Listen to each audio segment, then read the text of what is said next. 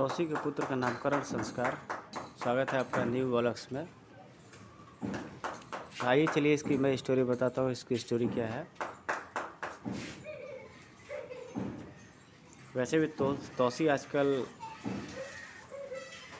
Viral है और सभी जगह ट्रेंडिंग में है।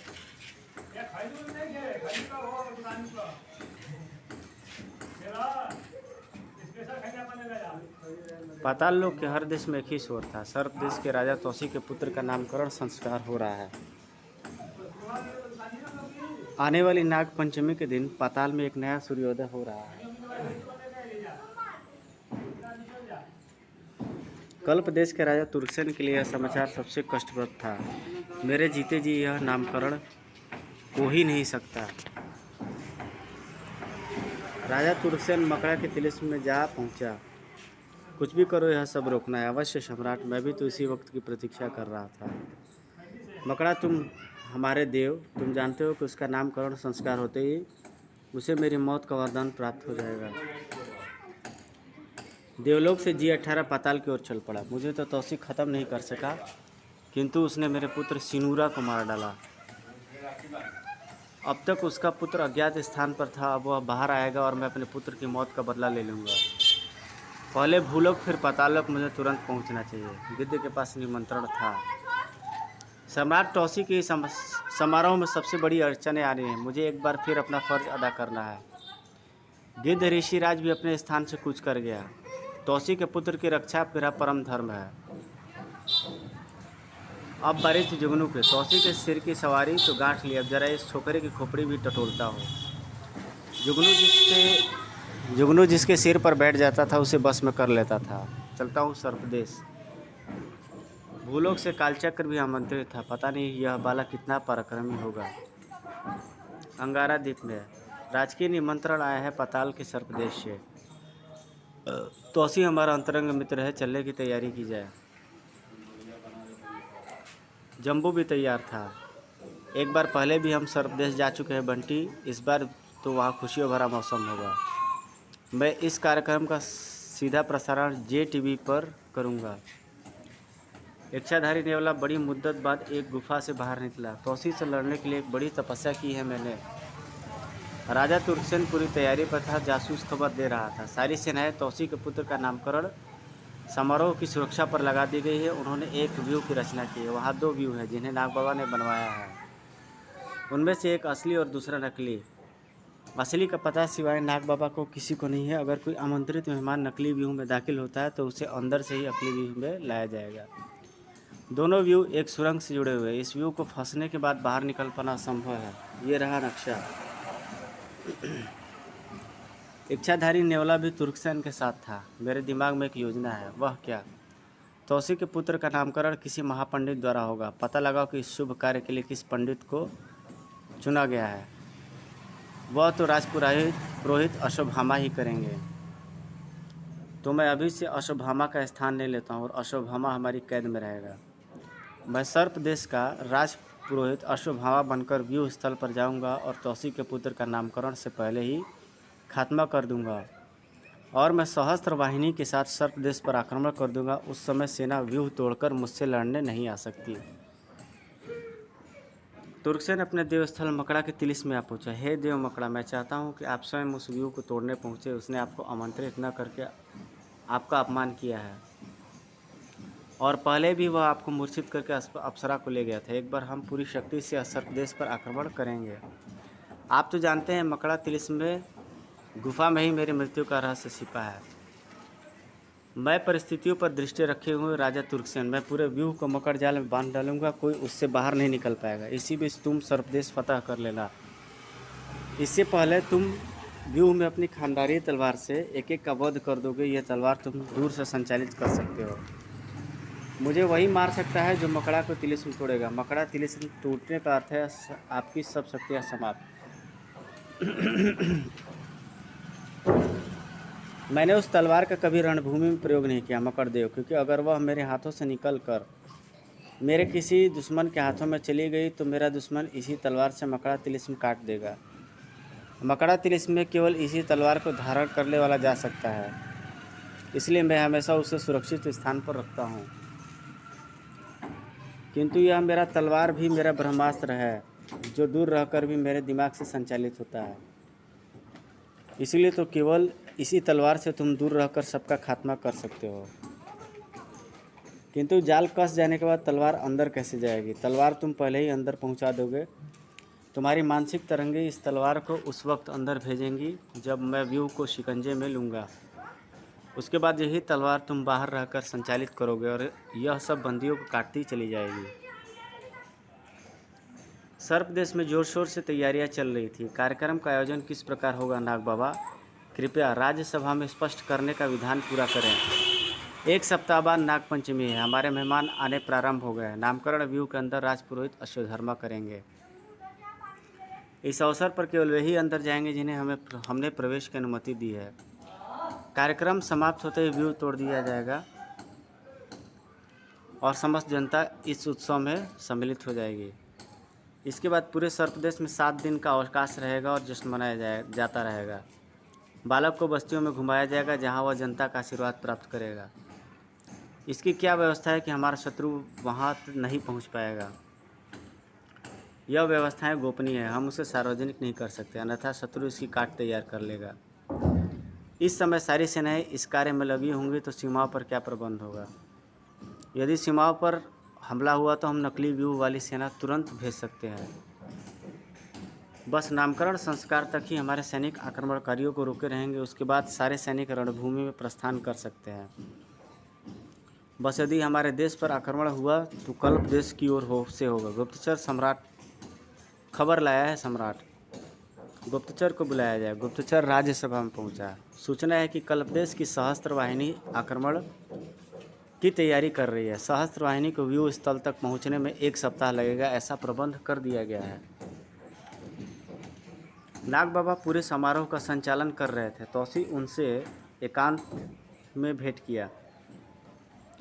आपने कल्पदेश की सहस्त्र वाहिनी को इतना हल्का कैसे समझ लिया नाग बाबा?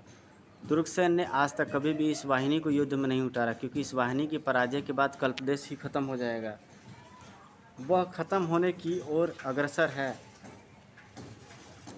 किंतु उसके आक्रमण का उत्तर देते समय मैं रहूँगा न आप, फिर उसे कौन रोकेगा? राजन, यह सारा प्रबंध कर लिया गया है। कल्प देश की सीमा से हमारी राजधानी तक पहुंचने के जितने भी मार्ग हैं उनके पुल तोड़ दिए जाएंगे, मार्ग को अवरुद्ध कर दिया जाएगा। इस तरह तो हमें भारी हानि होगी और हम भी सीमा की तरफ नहीं बढ़ सकेंगे। हानि की पूर्ति हो जाएगी, हमें उस तरफ बढ़ने की ज़रूरत नहीं है, हमें तो सिर्फ उनके पहुंचने में विलम्ब करना है। यह गोपनीय व्यवस्था का एक अंग है। बस आगे कोई सवाल मत करो। सर्प देश का यह सप्ताह सबसे संकटमय सप्ताह है। तौसी अप्सरा के पास पहुंचा। एक सप्ताह बाद तो तुम्हारा पुत्र हमारे पास होगा। हाँ प्राणनाथ, मेरी तो खुशियों का ठिकाना नहीं है। सबसे पहले इच्छाधारी नेवले ने अपना ऑपरेशन शुरू किया। मुझसे तो सांपों की हर नस्ल डरती है, बस इच्छाधारी तौसी मेरे काबू में नहीं है और आम सांपों से लड़ना मैं अपनी तौहीन समझता हूँ। यह रहा अश्वत्थामा का घर। राजपुरोहित होने के नाते सरकारी सैनिक पहरे पर हैं। मैंने अश्वत्थामा को देखा तक नहीं तो उसका रूप कैसे धर सकता हूँ, लेकिन मैं तौसी का रूप धर ही सकता हूँ। इच्छाधारी नेवले ने तौसी का रूप धर लिया। द्वारपाल चौकारे, सम्राट तौसी आ रहे हैं। अश्वत्थामा के घर के सारे द्वार खुलते चले गए। महाराज की जय हो। क्या ब्राह्मण घर पर ही है? हाँ महाराज। इच्छाधारी नेवला सरलता से अश्वत्थामा के घर में प्रवेश कर गया। आइए महाराज, आपका इस घर में स्वागत है। अश्वत्थामा के परिवार ने स्वागत किया। खुद अश्वत्थामा गदगद था। महाराज की जय हो। कैसे आना हुआ? मुझे बुला लिया होता। इधर से गुजर रहा था, सोचा आपसे मिलता चलूँ। अश्वत्थामा जी, यही निकट मेरा एक सहपाठी गरीब मित्र रहता है। बेचारे ने डरते डरते मुझे निमंत्रण भेजा, यह सोचकर कि कहीं राजा बुरा ना मान जाए, खुद भी नहीं आया। लेकिन हम उसके पुत्र के नामकरण संस्कार में शामिल होने आ गए। सोचा आपसे उसका नामकरण करवाया। चलेंगे मेरे साथ? क्यों नहीं महाराज, भला यह कैसे हो सकता है और आप कहें और मैं न जाऊं? तो देर न करें, चलिए। अतिथि सत्कार का औचित्य का समय नहीं है, हमें वैसे भी विलम्ब हो गया है। इच्छाधारी नेवला अश्वत्थामा को साथ ले गया। कितनी दूर है महाराज? बस यह जंगल पार होते ही मेरे मित्र का घर आ जाएगा। जंगल में ठाक 2 ही प्रहार काफ़ी थे। तड़ाक अश्वत्थामा मूर्छित हो गया। सर्पदेश में तुर्कसेन के गुप्तचर पहले ही सक्रिय थे। इसे किसी गुप्तचर के पास पहुंचवा देता हूँ। जंगल में एक गुप्तचर की झोपड़ी थी। वह साधु भेष में रहता था। अलख निरंजन, कौन आया है हमारे द्वार? महाराज आप? मैं कोई महाराज नहीं हूँ, इच्छाधारी नेवला हूँ। ये रहा मेरा असली रूप। ओह, इच्छाधारी नेवला जी आप? हाँ, इस पंडित को अपने कब्जे में कर लो।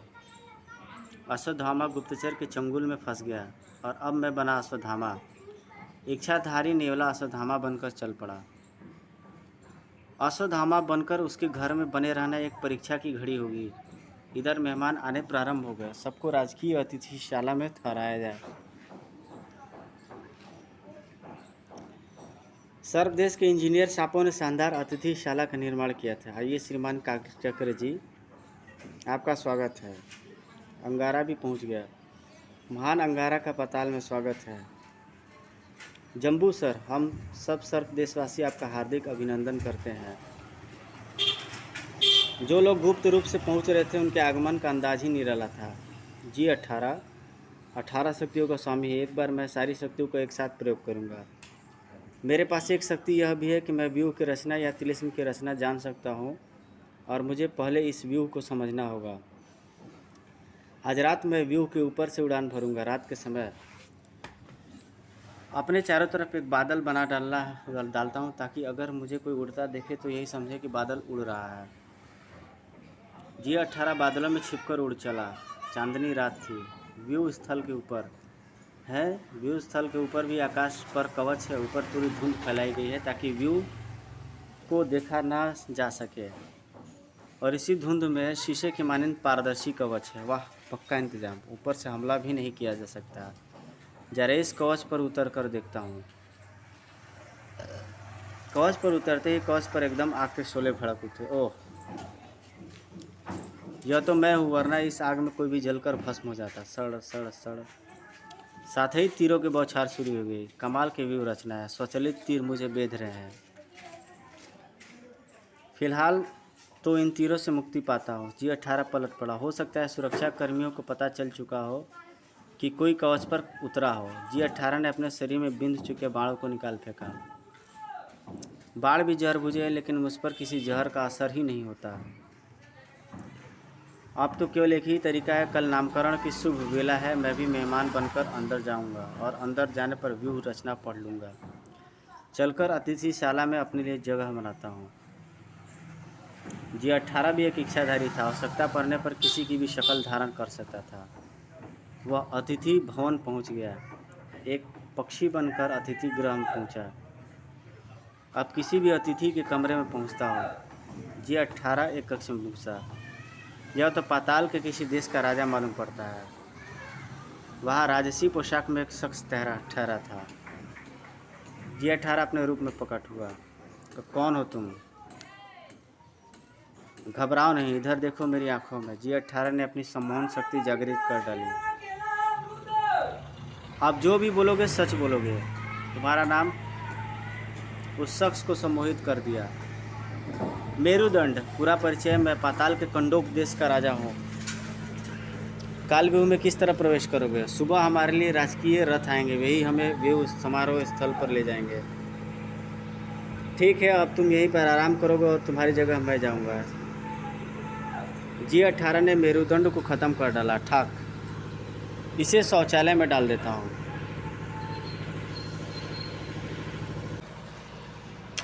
इसे शौचालय में डाल देता हूँ। जी 18 खुद मेरुदंड बन बैठा। सुबह सबके लिए अलग अलग रथ आए थे।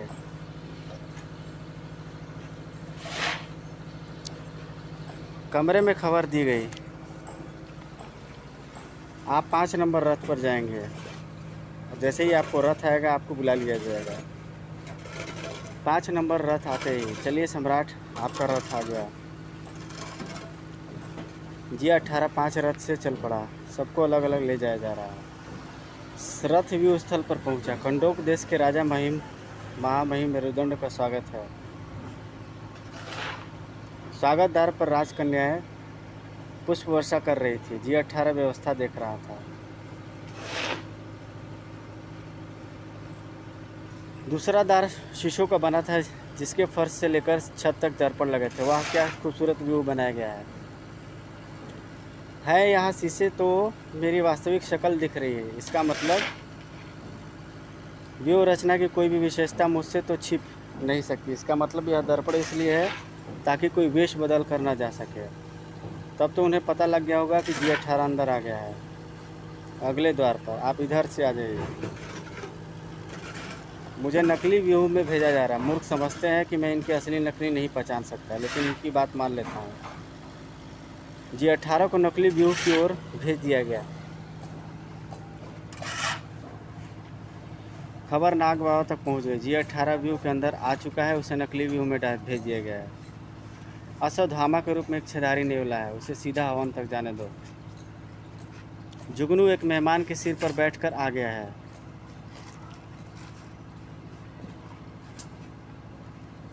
ठीक समय पर तौसी और अप्सरा ने व्यू पे प्रवेश किया। सम्राट तौसी की जय हो, सम्राट तौसी की जय हो, महारानी अप्सरा की जय हो, महारानी अप्सरा की जय हो। यज्ञ प्रारंभ होने का समय हो गया है। मुझे पहुंचना ही होगा। यह सुरंग असली तक जाती है। सुरंग पर पूरी रक्षा व्यवस्था थी। रुक जाओ, यहाँ कोई रास्ता नहीं है। इधर आने जाने की आज्ञा नहीं है। ठाक रक्षा सैनिकों को रौंदता हुआ सुरंग में दौड़ पड़ा। ढिशिम साय पटाक। यज्ञ स्थल पर यज्ञ शुरू हो चुका था। ओम गणेशाय नमः, ओम नमः शिवाय, ओम ब्रह्मा विष्णु महेश नमः। इधर पता नहीं यहाँ से निकल कर कहाँ से निकल कर आ रहा है। खन खन। यहाँ मैं कोई प्रलंकारी अस्त्र नहीं छोड़ सकता। समस्त देवों का आह्वान हो चुका है। ओम। अब मैं यज्ञ भी भंग नहीं कर सकता। देवगढ़ आशीर्वाद देने पधार चुके हैं, लेकिन मैं यज्ञ समाप्त होने से पहले वहाँ पहुँच जाऊँगा। धड़ाक। इच्छाधारी नेवला अश्वत्थामा के रूप में मौजूद था। जानते हो कालू जी, यह पंडित कौन है? अश्वत्थामा नहीं, इच्छाधारी नेवला। कालू जी नाग बाबा से जिरह कर रहा था।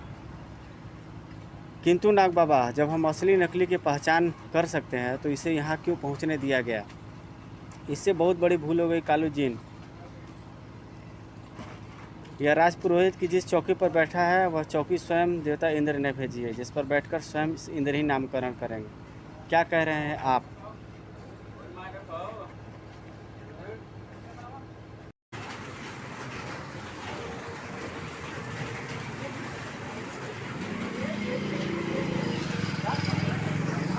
कालू जी नाग बाबा से जिरा कर रहा था, किंतु नाग बाबा, जब हम नकली असली की पहचान नहीं कर सकते तो इसे यहाँ क्यों पहुँचने दिया गया?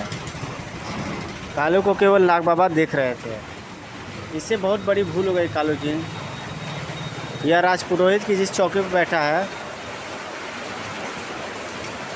वह चौकी स्वयं देवता इंद्र ने भेजी है, जिस पर बैठकर स्वयं इंद्र ही नामकरण करेंगे।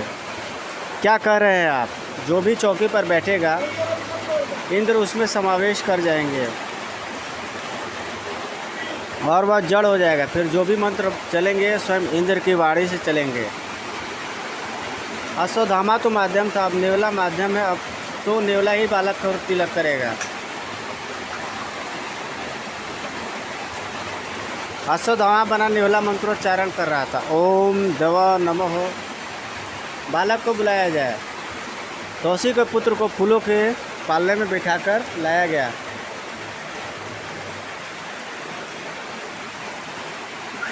राजकन्याएं मंगल गान गाकर उसे ला रही थी।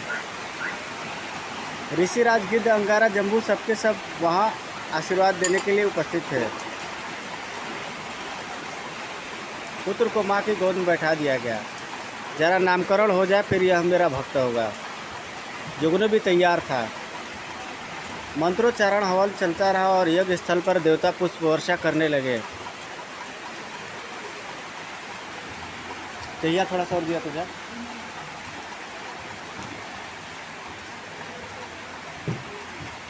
थोड़ा सा, बस जरा सा, बस बस बस बस।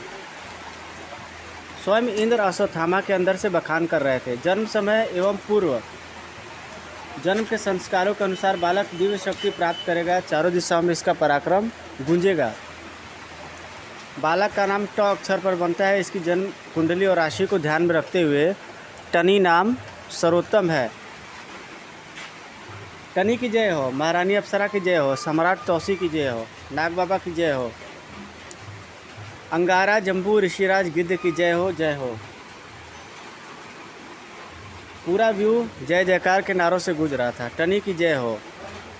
मेरी कोई जय जयकार नहीं कर रहा है, चेला तो वह मेरा ही बनेगा। यहाँ तो G18 यज्ञ स्थल पर आ पहुँचा। यहाँ तो सब देवतागण पुष्प वर्षा कर रहे हैं। मुझे अदृश्य हो जाना चाहिए। G18 अदृश्य हो गया। स्वयं राजा इंद्र पुरोहित के अंदर विराजमान है। हे देवगणों प्रणाम। जब तक तुम यहाँ हो मैं कोई विघ्न नहीं डालूंगा, किंतु उसके बाद मैं टनी को ले जाऊंगा। इसी बीच तुर्कसेन की सहस्त्र वाहिनी ने सर्पदेश पर आक्रमण कर दिया था। बढ़ते रहो तेजी से, हमें सर्पदेश का तख्त चाहिए।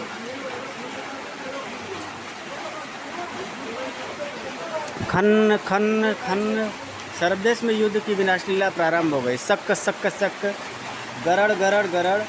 तुर्कसेन स्वयं सेना का संचालन कर रहा था। बढ़ते रहो बहादुरों, आज हमारी विजय निश्चित है। सर्पदेश की रक्षा सेना तुर्कसेन की सहस्त्र वाहिनी के समक्ष घुटने टेकती जा रही थी,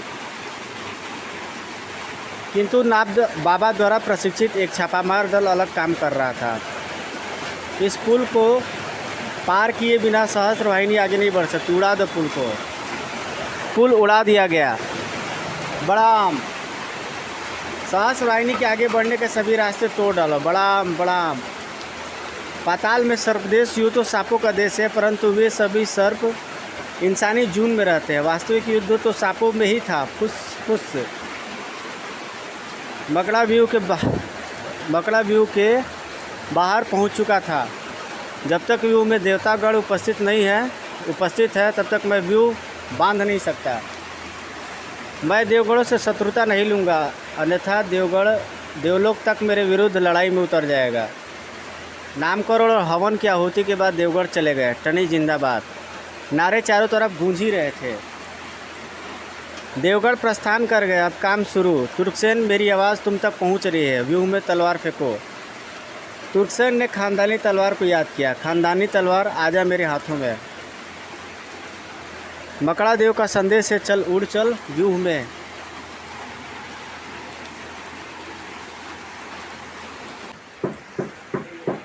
मकड़ा देव का संदेश है, चल उड़ चल व्यूह में। साय तलवार दो रक्षकों को गला कदम करती व्यूह में घुस गई। सर। और अब पड़ा मेरा जाल व्यूह पर। Sir sir. अब कोई इस जाल से बाहर नहीं निकल सकता। मैंने आकाश भी बांध दिया और चारों दिशाएं भी।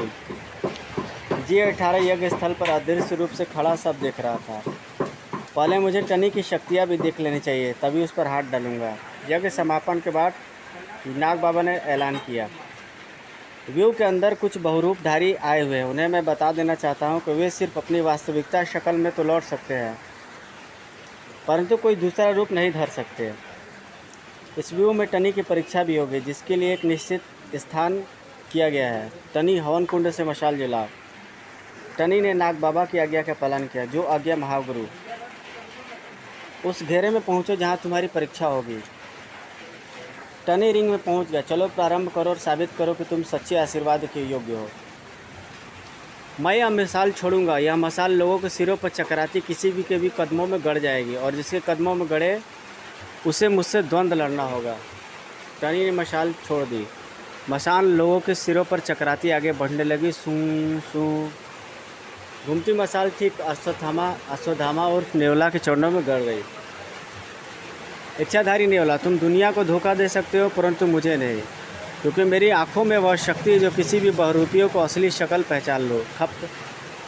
मैं चाहता तो मशाल की अग्नि तुम्हारे सिर पर दाग कर तुम्हें आग में झोंक सकता था। दिखाऊं कैसे? देखो मशाल तुम्हारे सामने जल रही है, और इसका अलावा मैं बनाता हूँ यहीं से फूंक मार कर। फूं। मशाल धधक कर अलाव बनाने लगे। सावधान घमंडी बालक, मैं आ रहा हूँ। नेवला रिंग में कूद गया। तेरा अंत तो होना ही मेरे हाथों है टनी। मुझसे आश्चर्य कि मैं अब तक चुप क्यों था। किसकी मौत किसे लेकर यहाँ लेकर आए, इसका फैसला भी शीघ्र हो जाएगा। हे महाबलियों, जंगल अंगारा, अंकल जम्बू महामुनि गिद्ध, मेरे आदर्श परम प्रथम गुरु कालूजीन, पूजनीय महागुरु नाग बाबा, उपस्थित सर्वश्रेष्ठ गणों और मेरे पिता श्री सम्राट तौसी, माता श्री अप्सरा माता, आप सबको मेरा प्रणाम। पहले मैं अपने जीवन का पहला द्वंद्व ऐसी ताकत से लड़ रहा हूँ जिसने सर्पदेश को पहले भी बहुत कष्ट पहुँचाया, जो यहाँ मेरे वध के लिए आया था। मैं चाहता तो इसे अलाव में जला देता। मेरी जहरीली फुकार में अग्नि है जो किसी दीपक को भी अलाव बना सकती है। हवा में हम में एक का मारा जाना निश्चित है। यदि मैं मारा गया तो किंचित भी अफसोस न करे। वीर रणभूमि में ही मारे जाते हैं।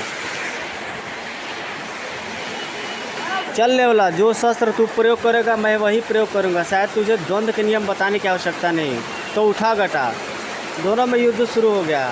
ठन ठन ठन टनाक। नेवले की गदा टूटकर दूर जा गिरी। कड़ाक। नेवले ने तलवार उठा ली। खन्न खन्न। यह तो बेहतरीन तलवारबाज भी है। मैं सोचता हूँ अंगारा, इसे पृथ्वी के आधुनिकतम मशीनास्त्रों के बारे में भी ज्ञान दिया जाना चाहिए।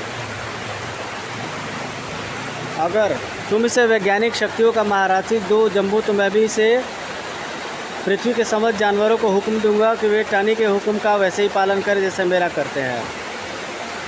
नेवले की तलवार भी टूट गिरी। तनाक। भाला युद्ध शुरू हुआ। अब मुझे अपने व्यक्तिगत शस्त्र भाले से लड़ने चाहिए। नेवले ने टनी का भाला तोड़ डाला। खड़ाक।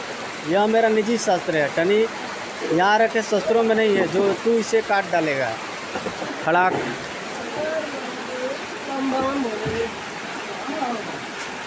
यह तो नाइंसाफ़ी है नाग बाबा। टनी निहत्था हो गया है। जैसे उसने नेवले को शस्त्र उठाने का अवसर दिया, नेवला उसे क्यों नहीं दे रहा? जय उसे रोकिए। वत्स तौसी, यह तो टनी की परीक्षा होगी। टनी भाले के वार बचाता रहा। फिर टनी के हाथ में भाला आर पार निकल गया। मैं तुझे इसी तरह कोच कोच कर मार डालूंगा। मैं भाला चाहने का महारथी हूँ। आह।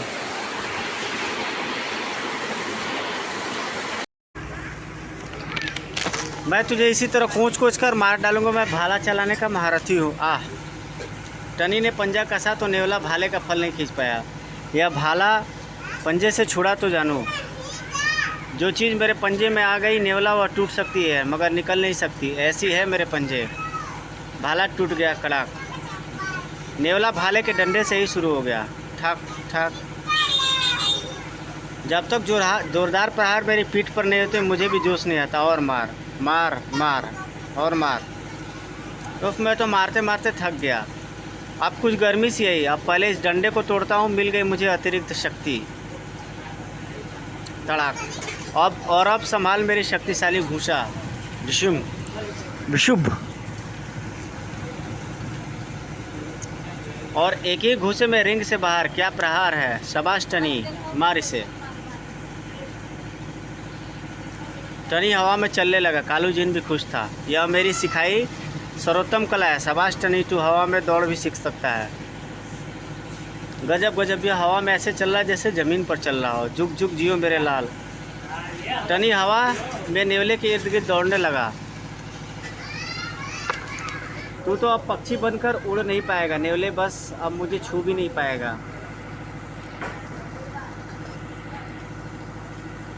सर ठाक ठाक। लातों का प्रहार पड़ते ही नेवला फिर रिंग में गिरा। फैसला तो रिंग में ही होगा। तड़ाक फड़ाक भड़ाक। आ उफ। और अब गर्दन तोड़ता हूँ। नेवला और टनी में भयंकर युद्ध चल रहा था। फुस सूं। और फिर टनी ने अपने हाथों का ही शस्त्र बना लिया। देख मेरे हाथ अब तलवार से भी तेज धारदार बन गए हैं। हाथ नेवले के शरीर में आर पार होता। खचाक खचाक। नेवला ढेर हो गया। नेवले को टनी ने हवा में घुमाकर फेंका। नेवला नाग बाबा के चरणों में जा गिरा। खचाक, साए, पटाक। विजयी भव वत्स, तूने पहले ही युद्ध में मेरा मन जीत लिया। नेवले का खात्मा करके टनी ने फिर मशाल उठा ली। यह मशाल सबके सिरों पर घूमकर स्थिर होगी। जो मुझे पकड़ेगा वह मुझसे लड़ने रिंग में आएगा। मेरा अगला प्रतिद्वंदी कौन है? पकड़ो मशाल। मशाल घूमती हुई अदृश्य रूप में खड़े G18 के सिर पर रुकी। ओह, यह तो मुझे भी देख रहा है और मुझे ललकारने के लिए मशाल मेरे सिर पर रोक दी है। तौसी ने अब अपने इच्छाधारी अदृश्य ध्वज को बाहर किया। बताओ, मशाल खाली स्थान पर क्यों रुक गई? अदृश्य ध्वज हर अदृश्य शक्ति को देख लेता था। वहाँ G18 अदृश्य रूप में खड़ा है, किंतु टनी को कैसे पता? यह तो टनी जाने। G18 ने चुनौती स्वीकार कर ली।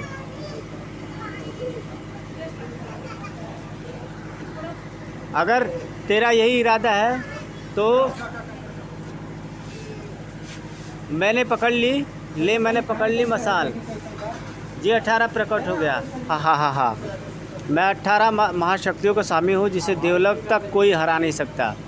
ठहरो G18, तुमने यहाँ पहुँचने के लिए छलबल का प्रयोग किया है। ना ही तुम यहाँ आमंत्रित हो, ना ही हमारी सहमति से यहाँ पहुँचे। मैं जहाँ जाना चाहता हूँ वहाँ जाने के लिए मुझे निमंत्रण की आवश्यकता नहीं है, न सहमति की। मैंने नकली और असली व्यू के बीच बनी सुरंग में सैकड़ों सैनिकों का संहार किया, तब यहाँ आया हूँ। अब तक इसलिए खामोश खड़ा था क्योंकि यहाँ देवगढ़ उपस्थित थे और मेरे समस्त देवताओं को वचन दिया है कि उनकी उपस्थिति में मैं किसी पर वार नहीं करूँगा, नहीं अधर्म करूँगा। और अब मैं तुम्हें बताता हूँ कि तौसी ने जिस प्रकार तुमने मेरे पुत्र का वध किया, उसी प्रकार टनी का वध करूँगा और तुम में से कोई मुझे रोक नहीं पाएगा। द्वंद्व में मुझे दावत देकर उसने खुद अपनी मौत को दावत दी है, लेकिन मैं तुम्हें छलबल से प्रवेश और सैकड़ों सैनिकों की हत्या के जुर्म में गिरफ्तार करता हूँ। G18 एक ही छलांग में रिंग तक पहुँच गया। कौन गिरफ्तार करेगा मुझे इस सर्व देश में? याद है तौसी, मुझे देवलोक में भी बंदी बनाया गया था और मैं गुरु मंत्र भूल गया था। मैंने बंदी गृह में ही देवताओं को विवश कर दिया कि वे मुझे आज़ाद कर दे। आज़ादी की एक शर्त मुझे ज़रूर माननी पड़ी, यह कि मैं उनकी उपस्थिति में न तो किसी का वध करूंगा, न ही कोई अधर्म। अब इस टनी ने मुझे ललकारा है, यहाँ कोई देवता भी नहीं है। अब मैं इसका वध कर दूं तो कोई अधर्म नहीं होगा, या फिर तुम सबसे मेरा युद्ध होगा, या फिर वह स्वीकार करो कि यह बालक नकारा है और यह अपनी गलती मानकर मेरे कदमों में क्षमा मांगे। बहुत हो चुका G18, मैंने तुम्हें देखकर ही युद्ध के लिए उकसाया है। G18 से मेरी जंग में आप केवल साक्षी होंगे, कोई मेरी मदद के लिए हाथ नहीं उठाएगा। G18 को मैंने खुद ललकारा है। मैं तुम्हें खुली छूट देता हूं कि तुम अपनी अदृश्य शक्तियों का प्रयोग कर सकते हो। अरे बालक, तेरा सिर काटने के लिए मुझे किसी ब्रह्मास्त्र की ज़रूरत नहीं पड़ेगी। G18 ने हवा में उछाल मारी। चल उठ हवा में और संभाल मेरा वार। टनी भी हवा में दौड़ पड़ा। टनी ने जोरदार टक्कर G18 पर मारी। तड़ाक, इसका सिर तो वज्र के समान है। G18 ने टनी की टांगें पकड़कर उसे ऊपर उछाला। सड़ाम, टनी जा टकराया व्यूह के कवच से। दोनों तरफ से तीरों की बौछार शुरू हो गई। सक सक सक सक, पूरे व्यूह के ऊपर दोनों लड़ते लड़ते उड़ रहे थे। खन खन, मेरा हर शस्त्र की काट है इसके पास। अब मैं एक अनोखी शक्ति का प्रयोग करूंगा। तलवारें खनक रही थी। यह शक्ति जिस पर पड़ेगी वह जड़ हो जाएगा और उसकी समस्त शक्तियाँ काम करना बंद कर देंगी। यह दैवी शस्त्र मुझे सिनूरा की माँ ने दिया था, जिसका उसने किसी ने पर न तो प्रयोग किया था, न ही किसी को दिया था। वह मेरी देवलोक में धर्म पत्नी थी, जो अपने बेटे के लिए ख़त्म हो गई। इस शस्त्र की काट अभी किसी के पास नहीं है, तौसी के पास भी नहीं है और नाग बाबा के पास भी नहीं है। G18 ने जड़वत शस्त्र का प्रयोग कर डाला। उधार लिया शस्त्र फेंकते हो मुझ पर, यह तुम्हारा शस्त्र नहीं, एक पतिव्रता नारी की मांग का बना शस्त्र है G18। मैं इस देवी शस्त्र को प्रणाम करता हूँ। टनी जड़ हो गया। तड़ाक, यही तुम्हारा काम रहा है, अभी तुम आ ही रहे हो।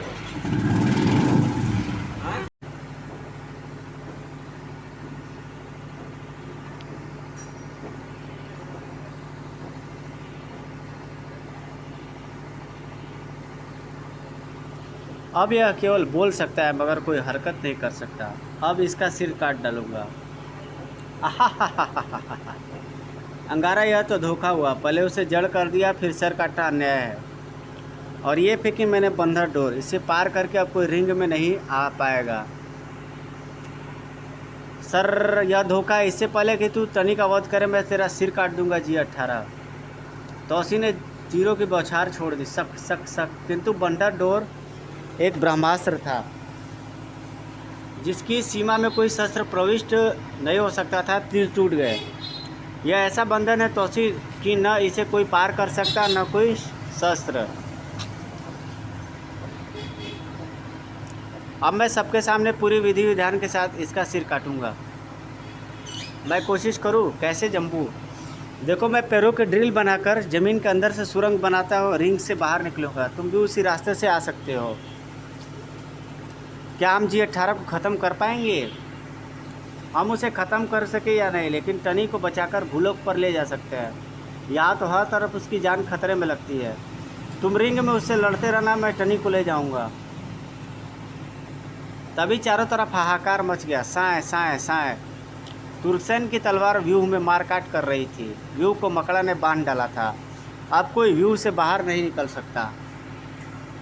तुर्कसेन दूर रहकर तलवार का संचालन कर रहा था। व्यूह का पूरा दृश्य अब मेरी आंखों के सामने है। जहाँ मेरी यह तलवार होती है, यह दृश्य मेरे सामने होता है। मेरी यह तलवार मार काट करती टनी तक पहुँचेगी और फिर खेल खत्म। तलवार पर शस्त्रों से हमला हो रहा था। सर सक सक। परंतु तलवार किसी के रोके नहीं रुक रही थी। खबर नाग बाबा तक भी पहुंच गई। यह तुर्कसेन की तलवार है। उसी समय G18 ने टनी पर अपनी विलक्षण दृष्टि डाली।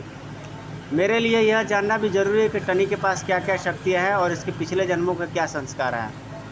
तभी मैं इसका ऐसे वध करूँगा कि यह फिर कभी कोई जन्म ही नहीं ले सके। G18 पर ऐसी शक्ति भी थी जिससे वह किसी की भी अतिरिक्त शक्ति जान लेता था। है इसके अंदर तो एक ऐसी शक्ति है जो शुभानु में थी। शुभानु जो मेरे इससे पूर्व के 18वें जन्म में था। वह टनी को देख रहा था। ओह, मेरा सबसे पहले जन्म जब मैं एक इच्छाधारी सर्प था और शुभानु मेरा प्राण मित्र था। शुभानु जिस नागिन से प्यार करता था उससे मेरा विवाह हो गया था।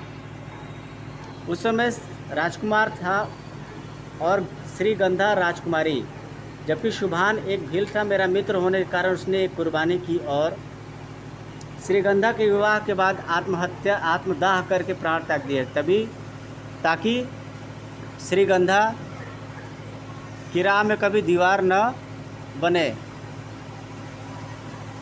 श्रीगंधा, तुमने मुझे यह बात पहले क्यों नहीं बताई? बकासुर के भय से। बकासुर? हाँ, बकासुर ने मेरे पिता को धमकी दी थी कि यदि मेरा विवाह उससे न हुआ तो वह हमारे राज्य को तहस नहस कर देगा। किंतु अब भी तो उससे तुम्हारा विवाह नहीं हुआ। वह आपकी शक्तियों से डरता है, इसलिए वह चुप हो गया और इस तरह मेरे पिता का जीवन भी सुरक्षित हो गया। किंतु एक दिन बकासुर ने एक ऐसा शस्त्र छोड़ा जिससे वह दूर से संचालित करता था और इसी शस्त्र से उसने श्रीगंधा की हत्या कर दी। मैं श्रीगंधा को न बचा सका, किंतु तुम्हारे अंदर वह ज्ञान था जो इस प्रकार के शस्त्र को नियंत्रित कर सकते थे और उसकी तरंगे काटकर दिशा बदलना जानते थे। टनी, तुम मेरे वही मित्र शुभानु हो। शुभानु, बकासुर के उस अस्त्र की काट तुम ही हो। तुम मेरी नागिन की मौत का बदला ले सकते हो। टनी, बकासुर की तलाश में मैं बार बार जन्म लेता रहा किंतु उससे बदला न ले सका। टनी, यह तलवार उसी तरह का शस्त्र है। यह तुम्हारा वध करने आ रही है। अब तुम्हारी प्राण रक्षा करना मेरा कर्तव्य है। टनी, मैं तुम्हें मुक्त कर रहा हूँ। सिर्फ तुम इस तलवार की दिशा बदल सकते हो और उसे पकड़ सकते हो। इससे अपने उस शत्रु का खात्मा कर दो। गनीमत है वहाँ G18 ने रास्ता बांध रखा, वरना तलवार टनी तक पहुँच जाती। उसी समय जम्बू ड्रिल वाला रिंग में प्रकट हुआ। सर, पीछे पीछे अंगारा भी आ गया। अंगारा ने G18 पर हमला कर दिया। ढिशिम। G18 ने रिंग बंधन खोल दिया था। चल भतीजे, निकल चल, मैं तुझे सीधा व्यू से बाहर ले जाऊंगा। अंकल, मैं बाहर तो जाऊंगा मगर इस तलवार को पकड़कर। टनी हवा में दौड़ गया। पकड़ ली तुर्कसेन की तलवार। सावधान तुर्कसेन, मैं आ रहा हूँ।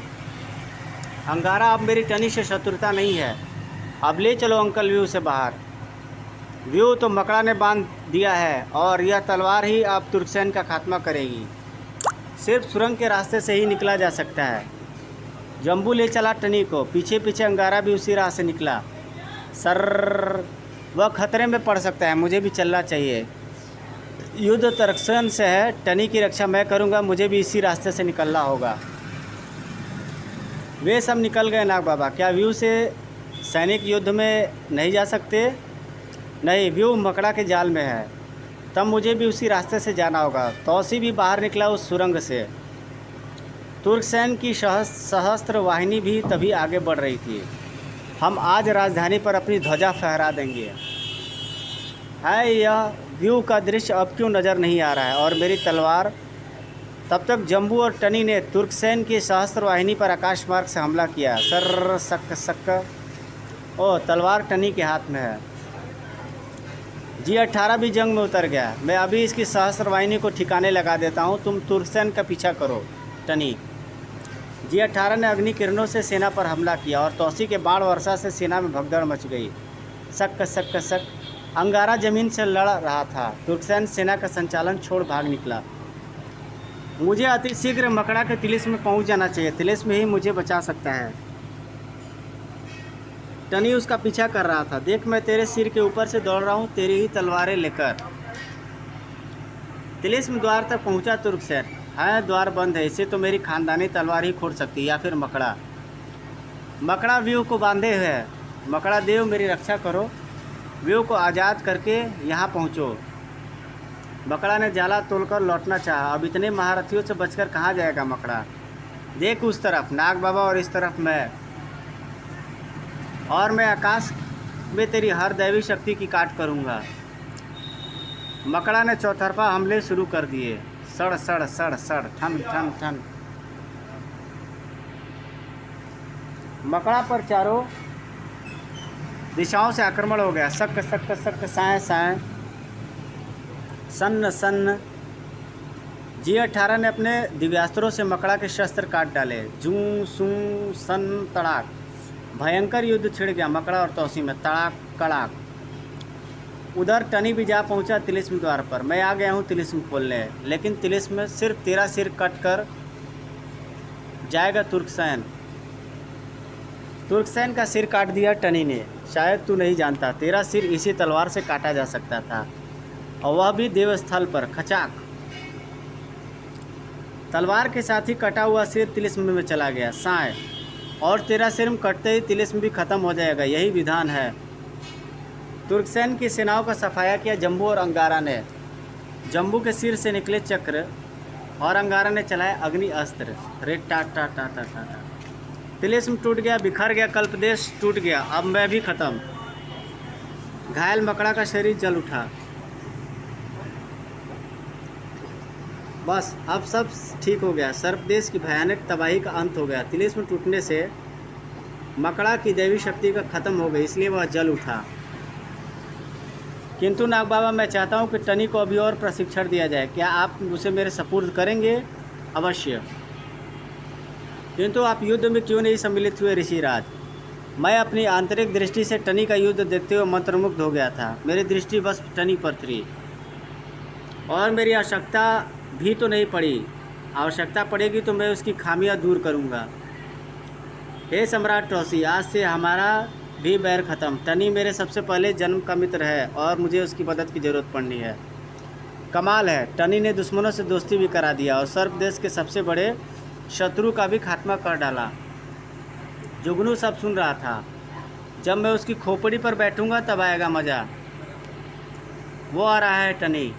सारे सर्पदेश में टनी की जय जयकार गूंज रही थी। टनी की जय हो, टनी जिंदाबाद। टनी ने सभी महापुरुषों को प्रणाम किया और फिर माँ के पास पहुँचा। अब मैं कुछ समय आपके पास रहूँगा माँ। हाँ पुत्र, मैं तो तुझे चक्षु भेदू से देखती थी। चल अब मेरे साथ। अप्सरा के साथ टनी महल की ओर बढ़ चढ़ा। पीछा नहीं छोड़ूंगा। नाम मेरा है जुगनू। जिसके सिर पर बैठ जाऊं वो हुआ मेरे बस। टनी द ग्रेट। अंगारा सीरीज का नया सनसनीखेज कॉमिक्स अंगारा जंगारा सुपर जबाज सुपर हीरो, जोशों की जंग। बाज जो दुश्मनों पर बाज की तरह झपटता है, बाज का हमला, बाज का हाहाकारी रूप। सो गाइज, आपको ये मेरी सीरीज़ कैसी लगी आप कमेंट करके ज़रूर बताइएगा। मिलते हैं आपसे नेक्स्ट वीडियो में। जिन भाइयों ने मेरा चैनल सब्सक्राइब नहीं किया वो लोग प्लीज़ चैनल को सब्सक्राइब कर देंगे, लाइक कमेंट और शेयर ज़रूर कर देंगे। मिलते हैं आपसे नेक्स्ट वीडियो में। Till then take care, bye bye, जय हिंद।